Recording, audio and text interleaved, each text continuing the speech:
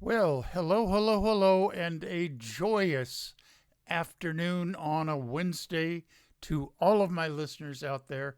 I am feeling so happy, uh, which is sometimes not the case.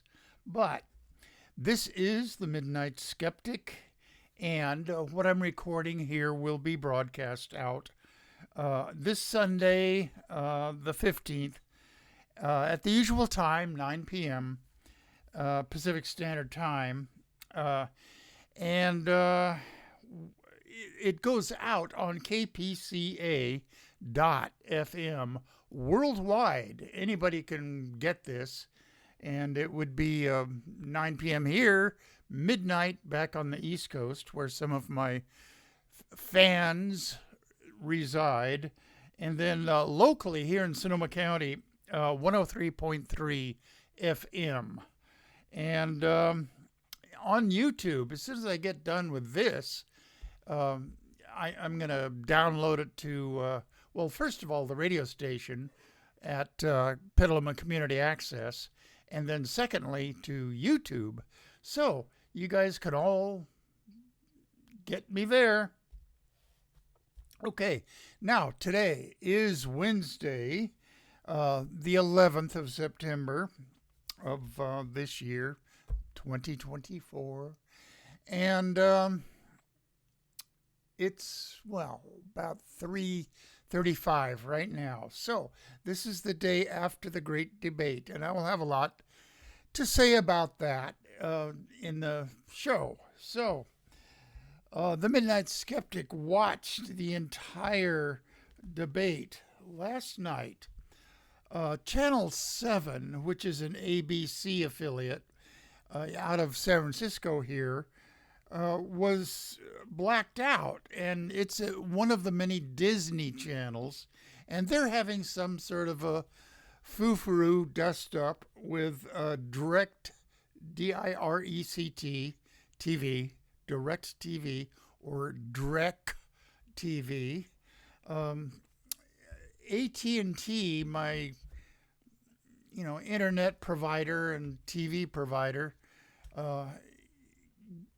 gives some of my channels over Direct TV. They have some kind of working agreement with them, but no problem. I watched the whole debate on my lefty propaganda channels, MSNBC, and they did a good job of analyzing the after the debate portion of it.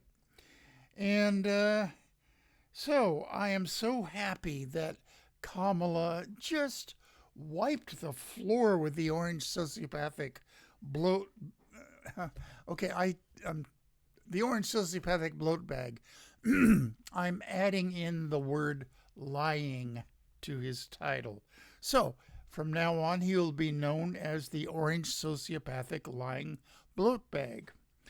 The U.S. is in my opinion, after the election and the swearing in of Kamala, for a new era of liberal, progressive, and, dare I say it, wokeness, which I think is a good thing.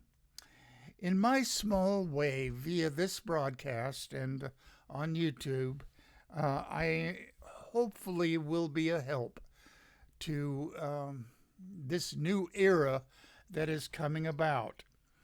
Without further ado, here's my play-in music.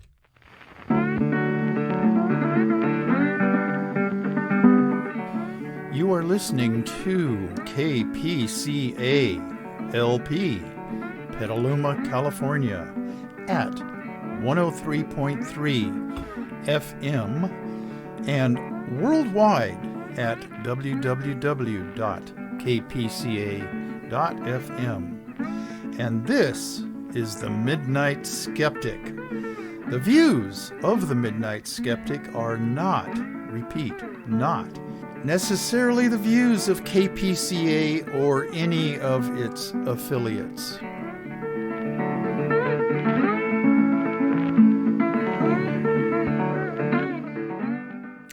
I'm going to lead off the show, the meat of the show, with great news. Taylor Swift has endorsed Kamala Harris and Tim Walz. The good news came into MSNBC right after the debate was over. She was watching it all, and it was just minutes when it was read to the audience by, God, brain freezes, Rachel Maddow read her kind of lengthy note to all her fans via, I think it was Instagram. But she said that she watched the debate, and there was some AI thing that claimed in the Trump community that she endorsed Trump. Well, it's not true. It was an AI production, and she debunked that and then said that she was going to vote for Kamala Harris and Tim Walz. So,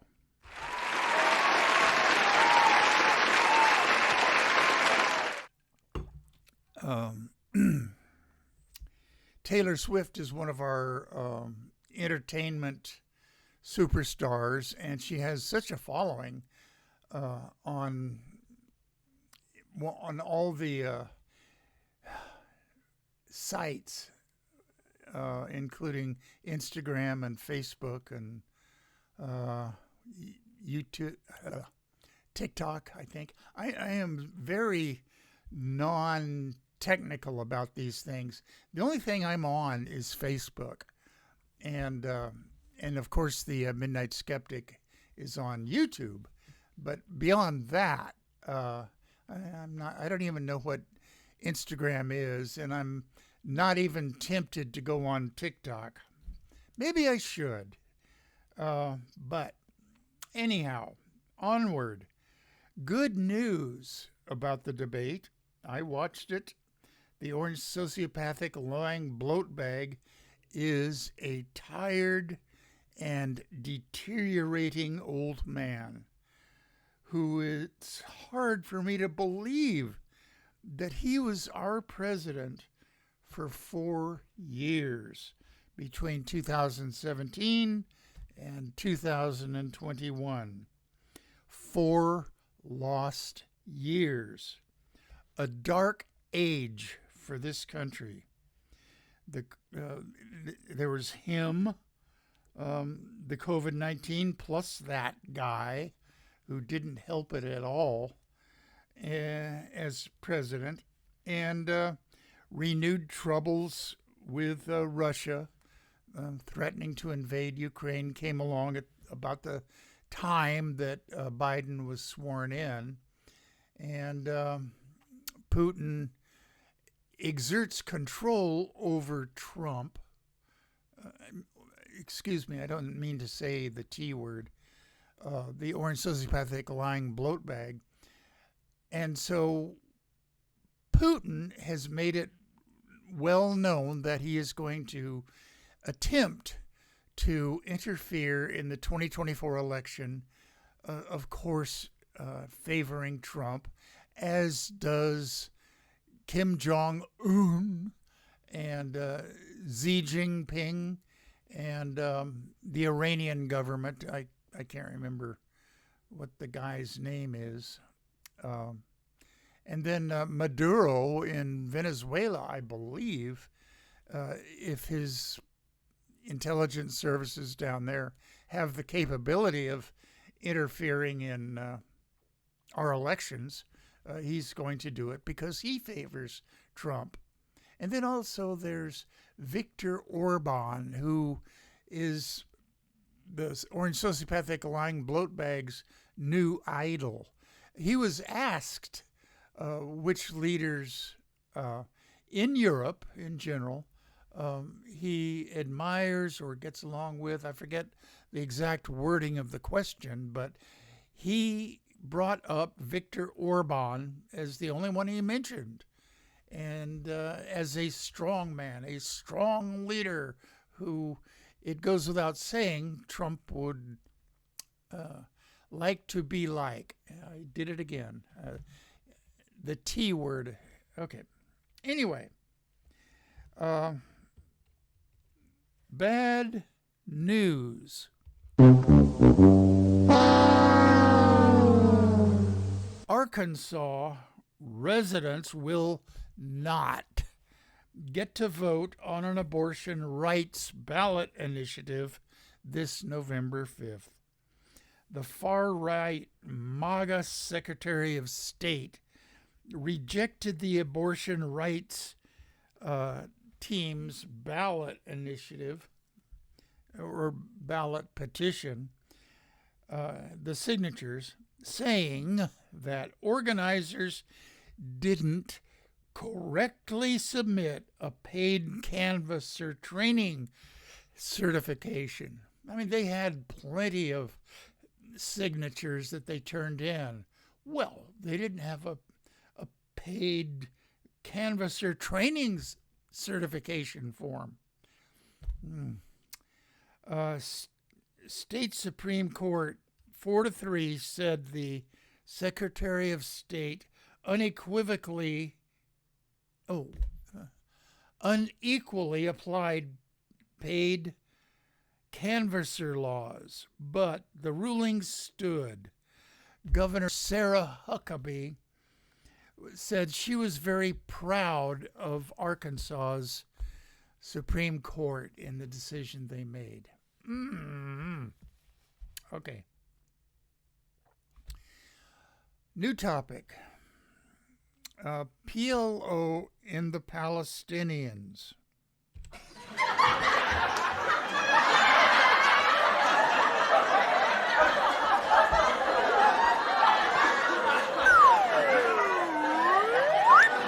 Okay.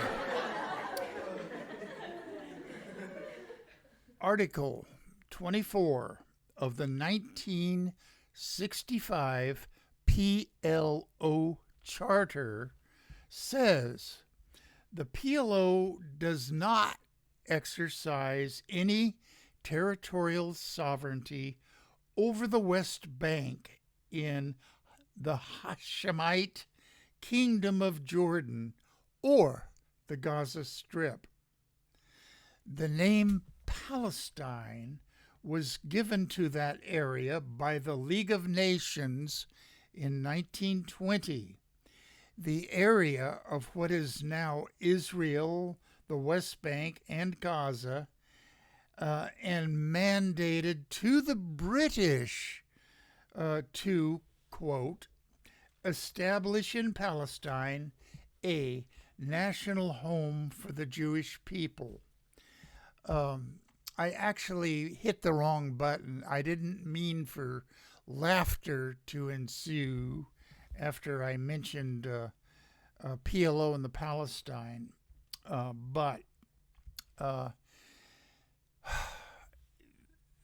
Okay, I've talked about the history of that area on previous shows. The Arabs who lived in what is now, or what was the British Mandate of Palestine, referred to themselves as Southern Syrians. And there was it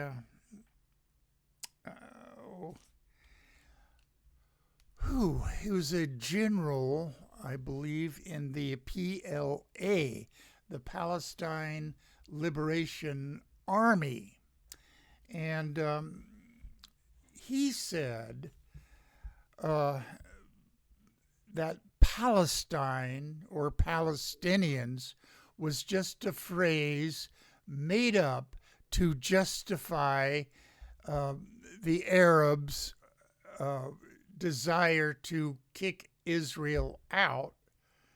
And he said that the Arabs of the area are no different than Syrians, Lebanese, Saudi Arabians, Bedouins of the Sinai Peninsula, they're all Arabs linguistically, religiously, and ethnically.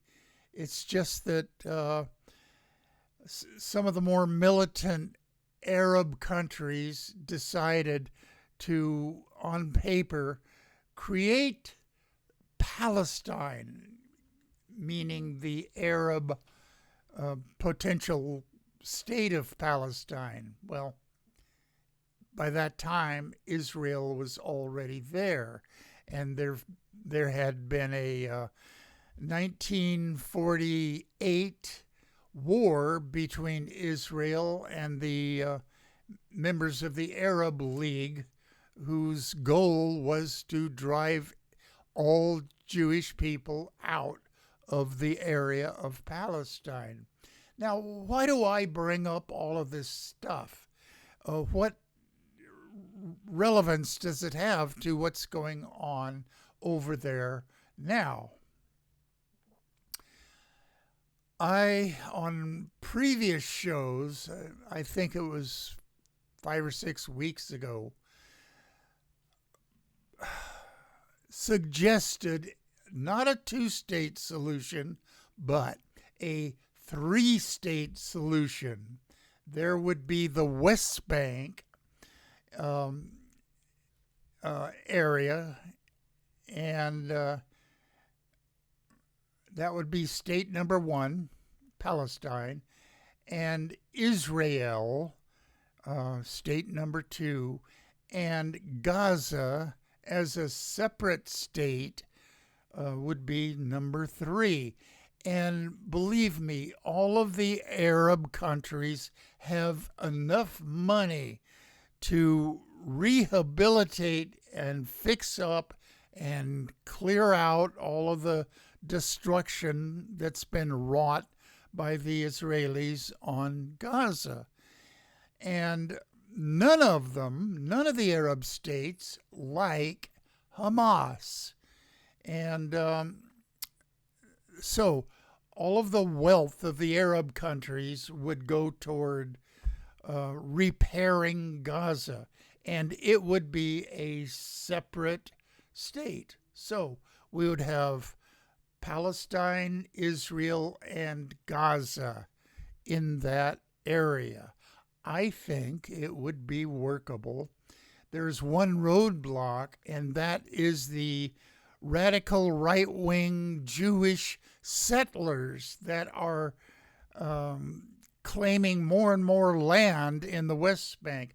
Those creeps have to be dealt with and gotten out of there. Okay? All right. There's my Palestine, Gaza, Israel rant for this show. Okay. Bad news, religion style, Catholic priest style.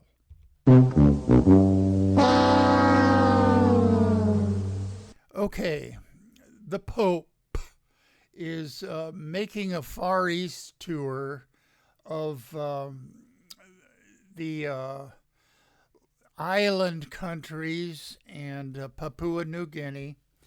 And that seems to be where they send all their pedophile priests. And, they can only move them around in Europe and Latin America and the United States so many times before they have to find some place to send these pedophile priests. And, East Timor seems to be a hotbed of pedophile priests, and the Pope is going there. Oh boy. I thought I had a article about that, but there was a priest hero to the East Timorese people because he led and organized the rebellion against Indonesia in 1975. And East Timor finally, through a protracted struggle, got their independence from Indonesia. Indonesia being a Muslim country by 92 or 93%. Well, East Timor, which was a Portuguese colony, and Portugal decided that it was futile to try to hang on to East Timor, and just pulled up stakes and left, and which immediately caused Indonesia to invade East Timor and try to subjugate it. Well, it didn't work. The Indonesians gave up after a while. I'm not sure how long this war, such as it was, lasted. But anyway, East Timor is one of the youngest countries. I think South Sudan is younger. South Sudan gained its independence from a civil war from the country of Sudan, I think in 2013 or 14, something like that. In fact, South Sudan had an Olympic basketball team that in its first practice game with the United States Olympic team, they gave us a scare. We only beat them by like 4 or 5 points. And so anyway, yay, South Sudan. Okay, back to the pedophile priests. Damn. Oh, here we go. This is a article out of the New York Times, and there's more to it than what this is, but I'm not going to read the whole thing to you. That would just take the rest of the show. And it's Dateline Suva, Fiji Islands. Pope Francis was expected to be welcomed by children bearing flowers, a 21-gun salute, and a candlelight vigil after landing in Papua New Guinea on Friday. It would be the first papal visit in 3 decades to the Pacific Islands, a deeply Christian region, but one that has played a little-known role in the clergy abuse scandal that has stained the Roman Catholic Church. And we here in the United States have a Roman Catholic Church scandal. I think the Pope has defrocked a cleric, a high-ranking cleric in Massachusetts.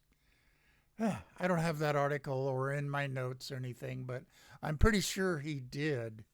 Cardinal so-and-so from Massachusetts, for moving priests around to different parishes because of child molestation. Over several decades, at least 10 priests and missionaries moved to Papua New Guinea after they had allegedly sexually abused children or had been found to do so in the West, I guess meaning Europe or the United States. According to court records, government inquiries, survivor testimonies, news media reports, and comments by church officials. These men were part of a larger pattern. At least 34 priests and missionaries left New Zealand, Australia, Britain, and the United States for Pacific Island communities. Pacific Island countries. Wow. Like Fiji, Kiribati, and Samoa, under similar circumstances. In at least 13 cases, their superiors knew that these men had been accused or convicted of abuse before they transferred to the Pacific. I guess Polynesian kids or native kids of one sort or another, the priests view as easy pickings. It has been widely documented that the church has protected scores of priests from the authorities by shuffling them to other places, sometimes in other countries. But what sets these cases apart is the remoteness of the islands the men ended up in, making it harder for the authorities to pursue them. The relocations also gave the men access to vulnerable communities, meaning kids, where priests were considered beyond reproach. Okay. Religion, I've said all along, almost from the very beginning of this show, roughly 7 years ago, that religion is the cause of all human misery, wars, bad human practices vis-a-vis other humans, such as torture and the Inquisition, for instance. Okay, I've said that all along. And all religions are misogynistic. Women are second-class citizens in all religions, as far as I'm concerned. Okay. Good news.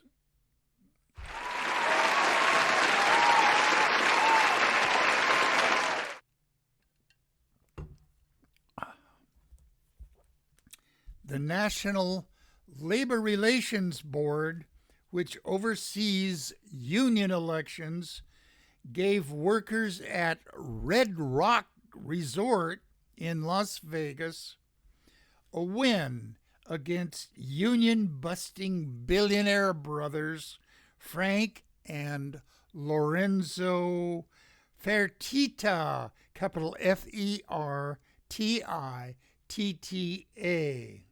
They are the owners of Red Rock Resort. And the workers there wanted to join the culinary union. And they had cards. Each potential member signed a card stating that they wished to join the union.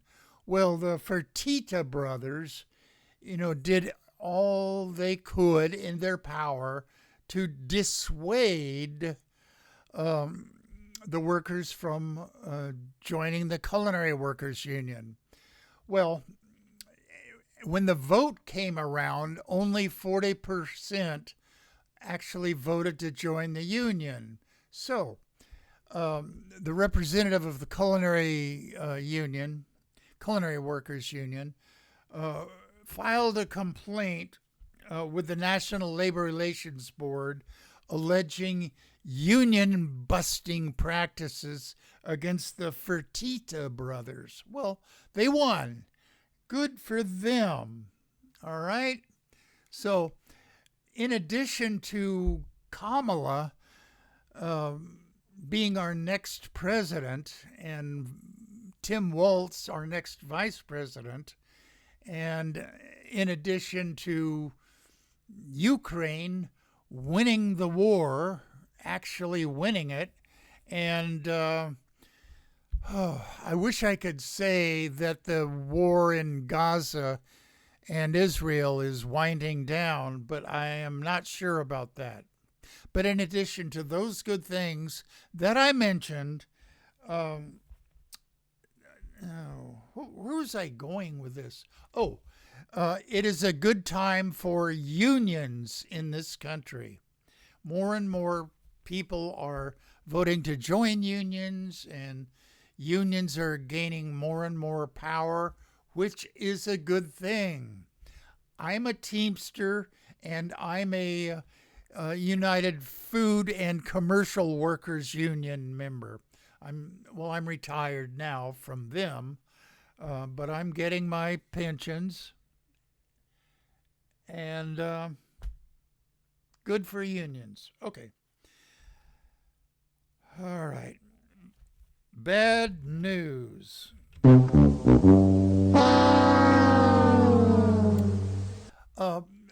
If you guys go onto the internet and get emails from Quora Digest, Quora, it's a site where you can send in questions. I'm not a member of them, so I'm not sure exactly how they work, but there's a whole crapload of people that answer questions submitted from Quora members, I guess. Okay, and lately, the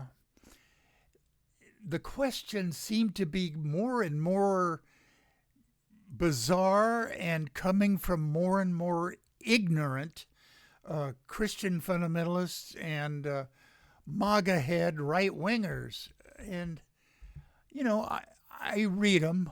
I read the questions and the answers mostly. Some of them are just too silly or things I'm truly not interested in, like Russian tanks versus German Panzer tanks. I don't know. World War II questions kind of are, at least in my mind, passé. Okay.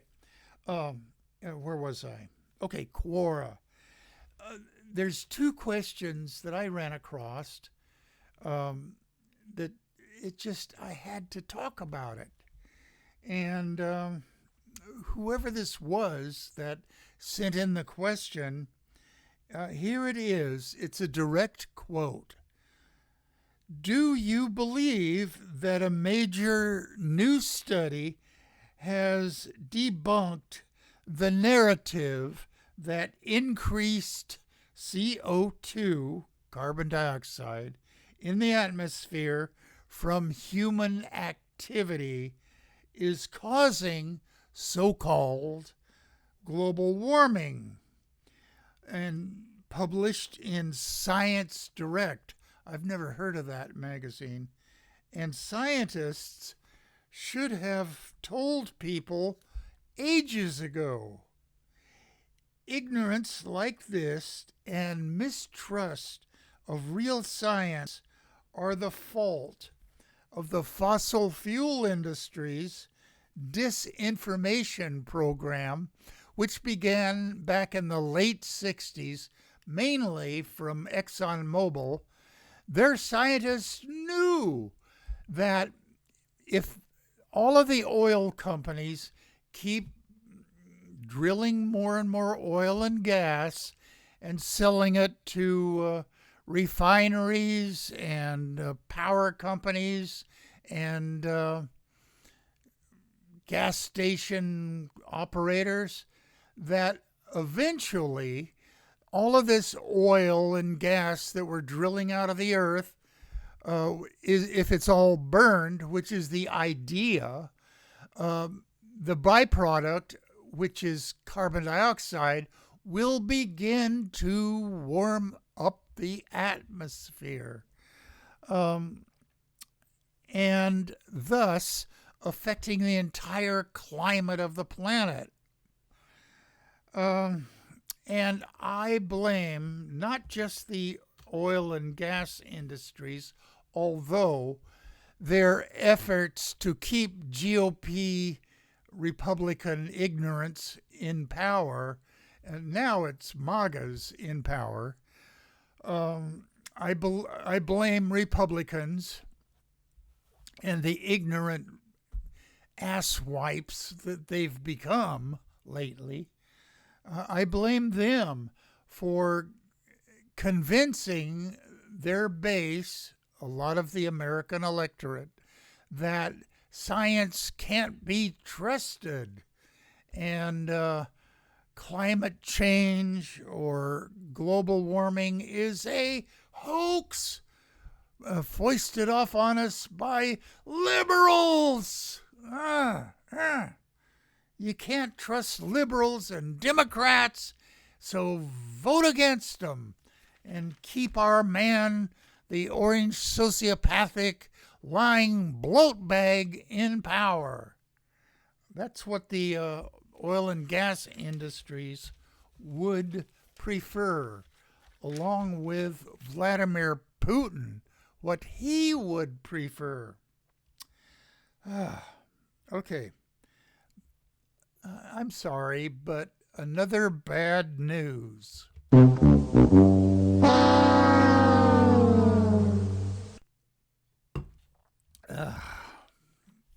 Yet another example of Quora questioner. And I guess this guy or girl, it's usually guys, but could be female, Christian fundamentalists. What a horrible effect Christian fundamentalists have had on this country. The spreading of hate, the efforts on their part to keep the GOP Republicans in power ever since the beginning of the Reagan administration, and I've talked about that, which I will again in an upcoming show. Okay, so this is a direct quote of a question on Quora. If evolutionism is so smart and creation science is so stupid, then how come Dr. Kent Hovind has never lost, not even once, in any of his countless debates against evolutionists? ? Okay, I've fallen down on my duty to look up who this Dr. Kent Hovind is. Maybe the doctor is a doctor of divinity or something. I don't really know. But this is quote number 2 at the same spot in Quora Digest. Quote, evolution is not a fact. It is just a theory. And it's not just me saying this. I had my pastor confirm it for me. Why do some people dishonestly present evolution if it were a fact? Okay, this is another example of the ignorance of Christian fundamentalists. In fact, I think I'll expand my generalization to include all Christians. Jesus was a mythological creature that the authors of what's come down to us as the Bible, they didn't know they'd never seen Jesus. They'd never heard direct evidence or seen direct evidence of him. But, okay, I'm off my notes as usual. Okay, it says kind of a bad thing about science education in our middle and high schools, and even down into grammar schools. Science is not a collection of facts.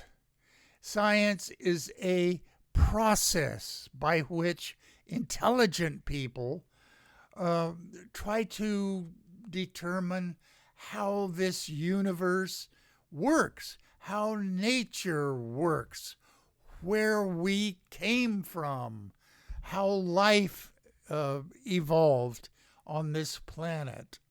And it's a process, not a fact. There's no such thing as hard and fast facts in science.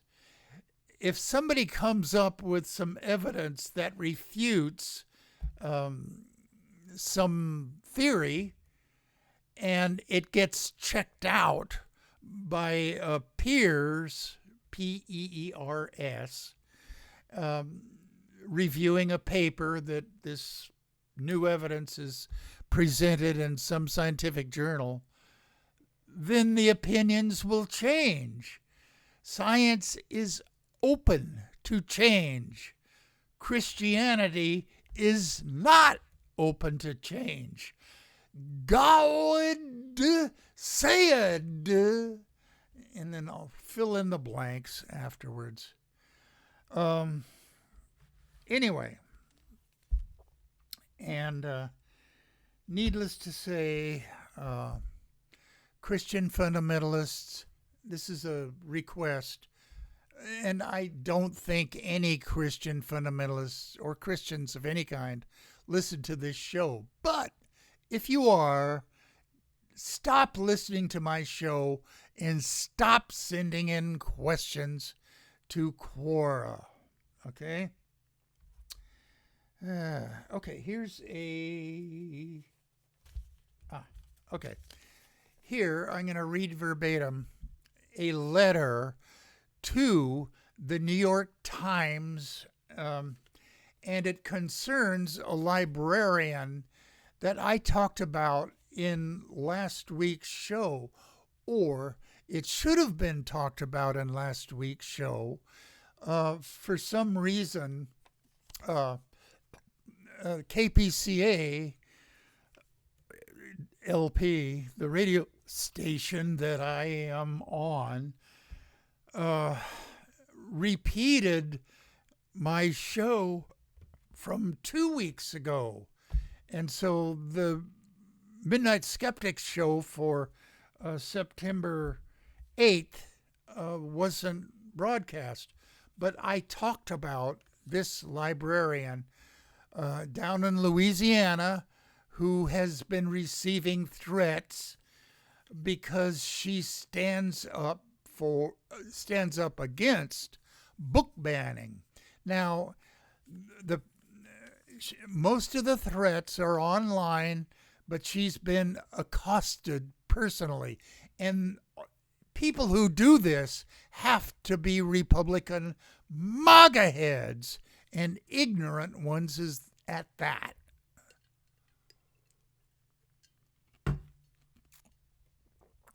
Anyway, the article appeared in the New York Times, 10 days ago or so. Anyway, I read about her and mentioned her on an extended segment on my show. Well, here's a letter to the New York Times. To the editor, Ray, school librarian has her say on book bans, and it was in the arts section of September 4th. Okay, if you subscribe to the New York Times and you still happen to have that issue lying around, yeah, dredge it out, Read the article about her. Okay, here's the letter verbatim, and it's from Joe Martin, who lives in Seattle. Okay. I salute the courage of Amanda Jones, a middle school librarian in Watson, Louisiana, and her valiant fight against benighted bullies of censorship. That describes MAGA heads to a T. In standing up to harassment, Ms. Jones proves to be a resolute beacon of strength and reason. That describes liberals and progressives and Democrats. Okay. All who love books and the freedom to read must stand up with Ms. Jones and her fellow librarians who are confronting menacing forces of intolerance. Another perfect description of MAGA heads. Libraries and the generous access to the wide array of ideas and opinions they make. Excuse me. And the wide array of ideas and opinions they make possible are a bedrock of our democracy. Carry on, Amanda. Okay? Amanda Jones, a hero to freedom. All right? Where am I?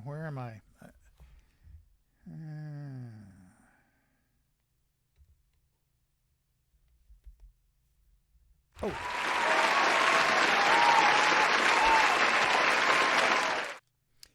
And, okay, that was clapping for Amanda Jones. Okay, very good news.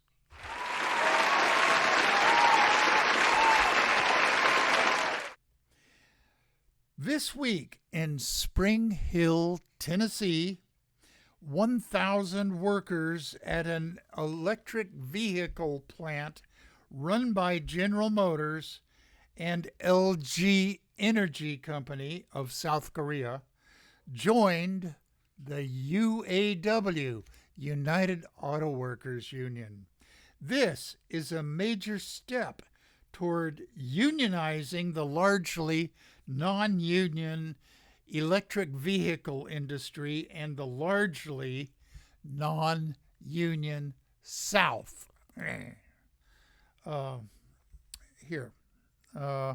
The South. They are the most backwards area of the United States. A lot of good people live there, but you guys have got to step up and vote out all Republican MAGA heads, and there are plenty down there. Okay, Tennessee is considering a GOP MAGA-backed bill to economically penalize employers who recognize unions. Okay? That's the end of my notes here. Okay. Okay. I'm looking through a few short...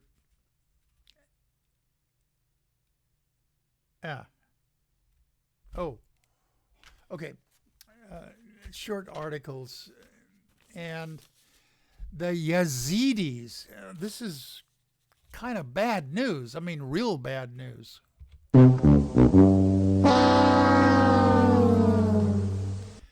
Okay, the Yazidi people who are not Muslims, their religion is kind of an amalgam of some facets of Christianity, some facets of Islam, and other, I don't know. But they were a small minority community in the northern part of Iraq when ISIS, those Allah worshiping assholes, invaded way back when and they were establishing their caliphate, which was for a while kind of successful. Well, they invaded Yazidi villagers, mass killings. They kept the young women as sex slaves. They shot the older women because they were of no use to them. Okay, and now the Iraqi government and United Nations workers are uncovering mass graves, and they're attempting to identify through DNA the Yazidi victims. I'm going to spell this in case anybody out there wants to look them up. Okay, capital YAZIDI.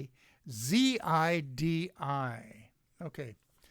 But the government of Iraq, wants American troops to leave. Okay, that's what they want. The hours have been long, the heat extreme, and the work painstaking for forensic experts extracting human remains from a mass grave in northern Iraq. Evidence of one of the century's most blatant cases of genocide, the murder of the Yazidi people by the Islamic State, better known as ISIS. Okay? Now they are running out of time to document that 2014 slaughter, a years-long campaign in which the Islamic State, or ISIS, murdered, tortured, kidnapped, and forced into sexual slavery thousands of Yazidis, explicitly aiming to wipe them out as a separate ethnic and religious group. The Iraqi government has given the team of international experts responsible for excavating the mass grave outside of Tal Afar, Iraq, less than 2 weeks to conclude its investigation. And then blah, blah, blah, it's going on with that. For the families of nearly 2,700 missing Yazidis, the decision is heartbreaking. For them, each uncovered bone fragment could help solve the mystery of what became of loved ones since the ISIS reign of terror. Okay, that's the Yazidis, and it's I guess a kind of a mixture of good and bad news. The good news is that ISIS is not completely gone, but they are being sheltered in Afghanistan. And the subject of Afghanistan came up in the debate last night, and the Orange Sociopathic Lying Bloatbag invited the Taliban government representatives to Camp David for a little talk. Are they strong men like the Orange Sociopathic Lying Bloatbag admires so much? Well, it never came to pass, but the Orange Sociopathic Bloatbag initiated the agreement with the Taliban for American troops to finally exit Afghanistan. And, well, we all know what happened with the suicide bomber and the death of 13 servicemen. And the Orange Sociopathic Bloatbag is jumping on that as an opportunity to blame Joe Biden. I had nothing to do with it. Here is my play out music.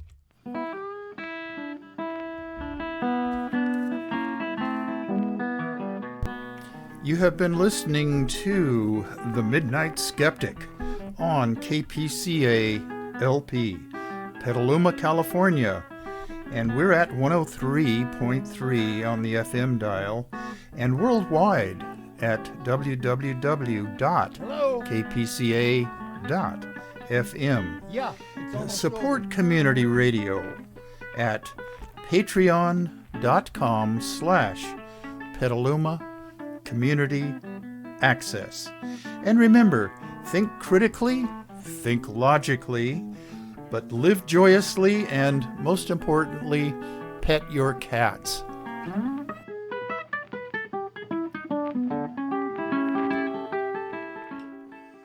Okay, that was my son that just walked in, and so that wraps up another week of ranting by the Midnight Skeptic.